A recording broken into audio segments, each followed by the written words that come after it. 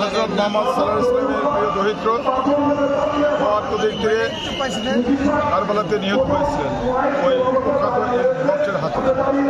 সেই দিনকে স্মরণ করার জন্য সারা বিশ্বের মধ্যে আমাদের রাজবাড়ী জেলার গলন্দ উপজেলার এই দৌলতদিয়া খানকা পাকে এই প্রোগ্রামটা হয়ে থাকে হযরত হুসাইন মুহাম্মদ সাল্লাল্লাহু আলাইহি ওয়াসাল্লামের স্মরণের জন্য।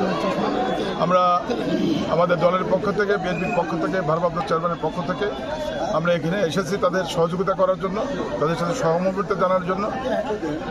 আপনারা দোয়া করেন। চমৎকার একটা প্রতিষ্ঠান। আমরা বলেছি যদি আমাদের কোনো সহযোগিতা লাগে আমরা সবসময় তাদের পাশে থাকবো। আমাদের হুজুর পাকের কাছে দোয়া নিতে এসেছি, এদের কাছে দোয়া নিতে এসেছি, তারা আমাদেরকে প্রাণ ভরে দোয়া করেছে। আপনারা দোয়া করেন, ভালো থাকেন।